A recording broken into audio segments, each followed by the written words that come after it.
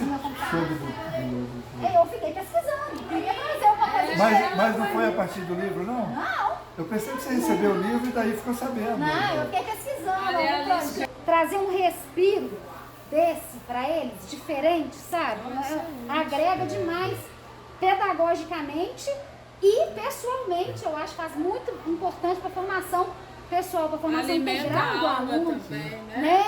Eu amei. A gente tem aí muitas avaliações pedagógicas, né? Com os alunos antes e depois do curso. Então o impacto realmente tem várias repercussões positivas, né? Durante o processo na vida escolar. Com certeza serão despertados vários Mas artistas. eu vou apresentar de novo metade, mas depois... Eu tenho certeza que vocês também irão gostar. Então aproveita a oportunidade que a escola está dando para vocês participarem, ok? Boa tarde. Boa tarde. Quem sabe o nome do projeto? Arte na infância. Gostei de ver. Arte na infância. Arte? O que é arte? O que é infância, hein? O que é infância? Infância é quando uma pessoa é criança. É criança, esse período da idade, né? E aí, pode dizer? O que é arte? É. Arte pode ser várias coisas. Dança, pinturas, até mesmo os programas da TV são um tipo de arte. Teatro são Desenhos também. alguns tipos de arte. 10. Então, craque aí. Muito bem. Muito bom, né? Então, essa semana nós vamos fazer um projeto que chama Arte na Infância. Ou seja, a arte, no caso que eu desenho, pintura, né? Que você faz enquanto você é criança, quando você está na infância. Que arte, isso aí qualquer um pode fazer, até quem não sabe, porque a arte pode ser qualquer coisa. Não, Pode ser sim. a arte não pode ser qualquer coisa, não.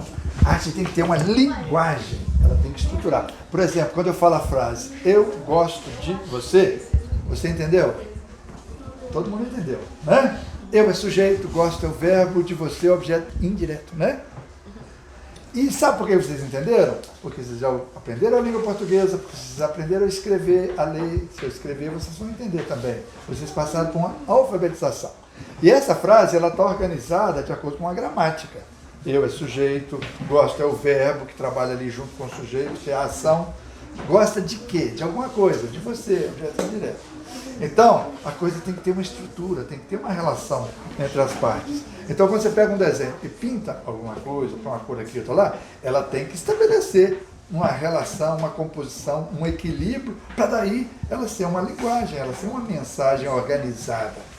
Está entendendo? Porque se você pegar qualquer palavra, se você pegar meia dúzia de palavras e colocar numa sequência, não quer dizer que vai dar uma frase, não quer dizer que ela faz sentido. Assim também o desenho. Ele é linguagem, nós vamos ver bastante sobre isso, né? A arte é bem uma resposta para ele.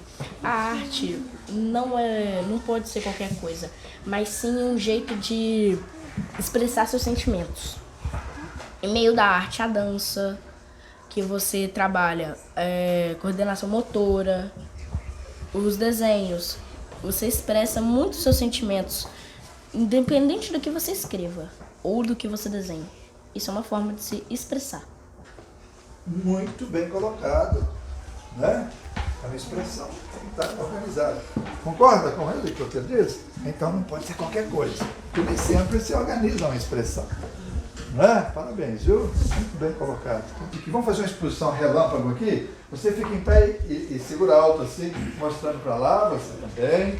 Esse é acima vertical. Quem vai segurar esse? Você, mostrando para esse. Eu vou perguntar se isso é arte ou não é arte. Olha aí, esse é assim. Olha aí, isso é arte ou não é arte, gente? Eu acho que é. Tá? Arte na infância. Tá? Trabalho realizado por crianças igual a vocês. E vocês também vão fazer trabalho assim durante essa semana. E tá vendo esse material que parece tinta? Isso é o pastel oleoso. Não é esse pastel de comer ali da pastelaria não, viu gente? Não, é um tipo um giz de cera. Estão na internet. Nós temos o site Arte na Infância. Pode procurar lá no Google.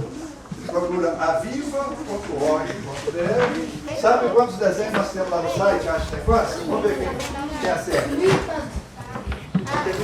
Errou. Errou. Quantos desenhos nós temos no site? 32? 6.000 desenhos.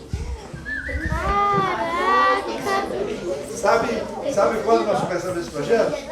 1999. Durante esse tempo, a gente vem registrando esse projeto com fotografia, com vídeo, pensando a respeito. E por que esse trabalho de vocês, que é arte, não está na galeria de arte, não está nos livros, não está nas revistas de arte, não está nos parâmetros curriculares arte? Por que será? Porque é um problema sério e nós vamos falar brevemente desse problema, tá? Então, esse livro aborda essas questões conceituais, aborda essa exclusão da criança da área cultural, porque tem um setor cultural aí, formado pela escola de arte, galeria de arte, museu de arte, crítica de arte, né? A história da arte, os educadores, que está fazendo os parâmetros curriculares, que diz o seguinte, vê se vocês concordam com isso: criança não faz arte. E aí? Você acha que faz? Quem acha que faz? Aí todo mundo acha que faz.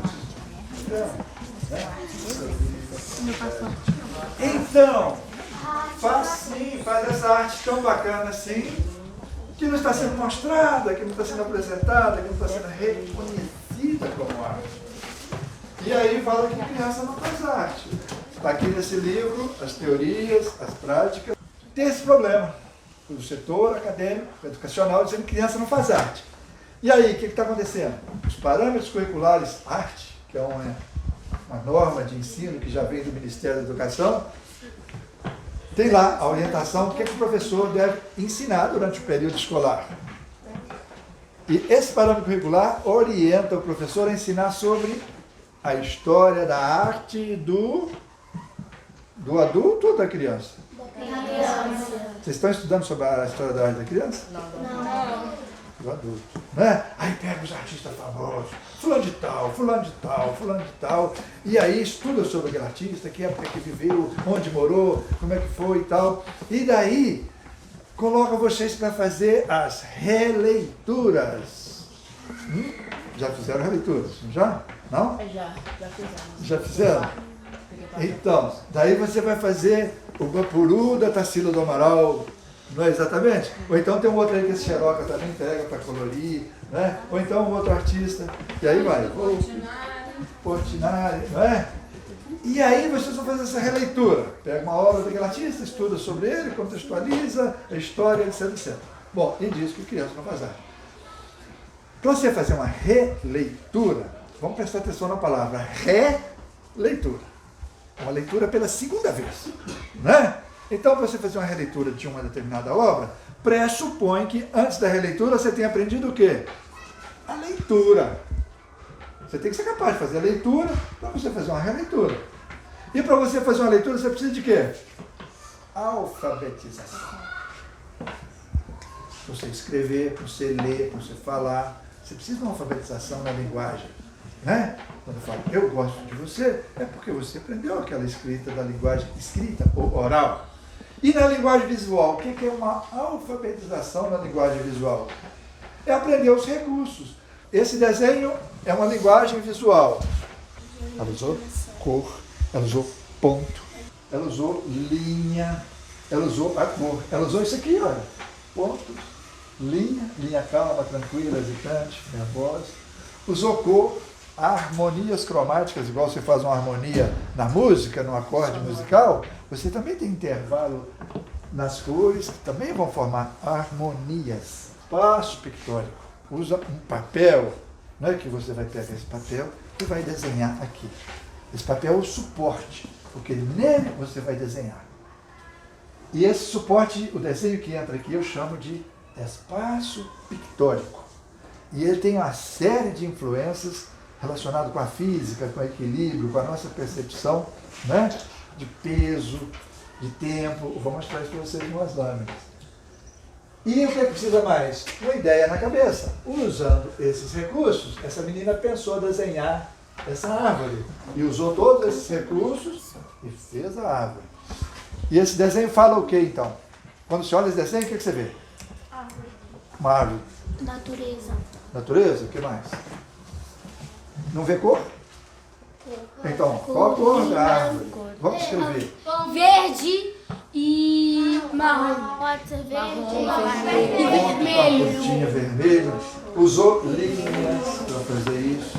Releitura, leitura e alfabetização. Né? Então, é importante que você tenha uma alfabetização da linguagem visual, para daí você fazer, entender o que você fez, entender o que o seu colega fez, entender o que aquele artista fez do ponto de vista de harmonia de cor, de composição, etc, etc. Agora eu vou falar um pouco do espaço pictórico, sobre a força da gravidade. Já pensou que força de gravidade tem a ver com desenho? Eu vou fazer uma pergunta aí, vocês vão ver, me respondem legal. Né? Eu desenhei 2 círculos idênticos, mas um representa uma bolha de sabão e o outro representa uma esfera de pedra ou de ferro bem pesada. Qual será a bolha de sabão? A de cima. A de cima? Quem acha que é a de cima? Aí, ó, ganhou a disparada de cima. Por que será a de cima? Por causa que a bolha de sabão ela tem pouco peso e o ar puxa ela pra cima. Ela é mais leve, ela flutua, né?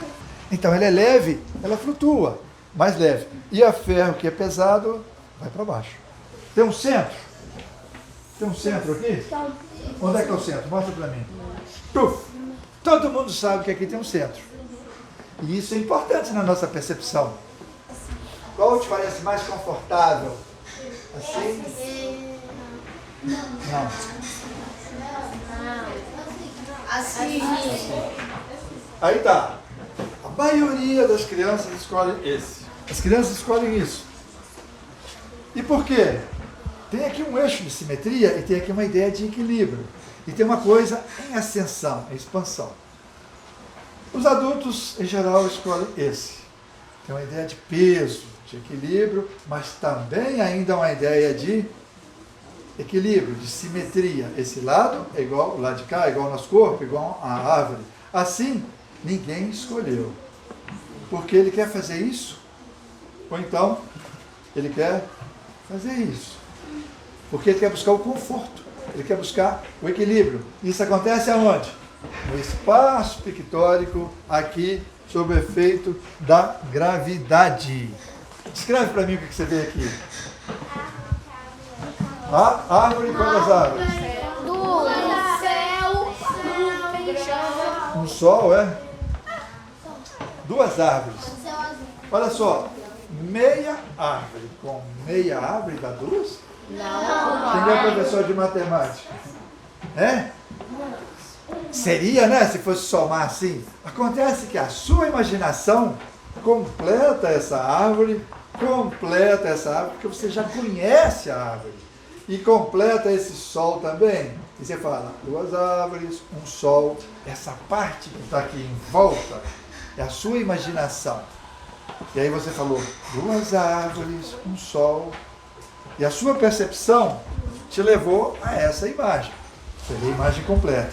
Agora, qual que é mais interessante? Essa ou essa? Essa aqui é mais interessante? Porque unanimidade é perceber essa aqui mais interessante. Por que vocês acham mais interessante? Porque dá para imaginar as coisas. Respondeu aqui, ó.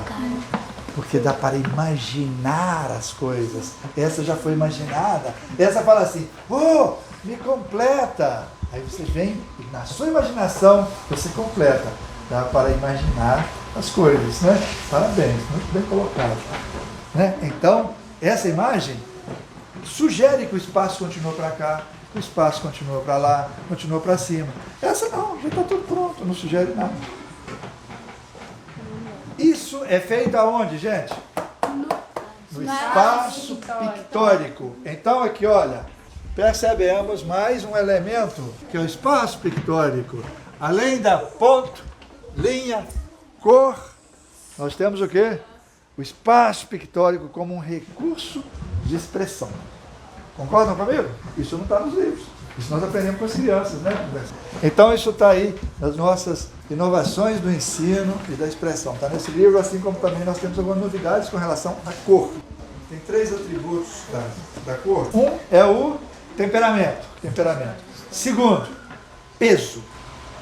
Tem cor que parece mais pesada, tem cor que parece mais leve. Eu vou mostrar para vocês. E o terceiro é distância. Tem cor que parece que está perto de você, tem cor que parece que está longe. Vamos conversar sobre peso. Qual lado parece que a cor é mais pesada? Né? Então aqui ele dá vontade de fazer, ó, põe, né? Esse pesado dá vontade de vir para baixo. Aí ele equilibra. Até se for assim, o pesado está para cima, está meio invertido, igual um cone, né? Com a base para cima, mas ainda está equilibrado. Assim não, igual aquele desenho que eu mostrei. Assim ele quer fazer isso. Essas cores mais pesadas e mais leves vai ser importante na hora que você estiver fazendo o seu quadro. Se você botar muita cor pesada de um lado só, você põe o quadro na parede, parece que o quadro está querendo cair. Fica totalmente desequilibrado. Né? Então essa coisa do equilíbrio, desse balanceamento, é fundamental na composição da obra de arte. Isso tem a ver com o conforto que você vai ter na hora que você olha essa obra de arte. Já distância. Esse é um desenho de Volpe, grande Volpe. E ele mostra umas bandeirinhas, e todas as bandeirinhas do mesmo tamanho. Acontece que tem umas bandeirinhas que parecem que estão lá longe, e outras parecem que estão mais perto. Né? Qual bandeirinha parece que está mais longe? Ele falou que as mais escuras, né? A mais preta, da cor do fundo, está lá no fundo azul escuro.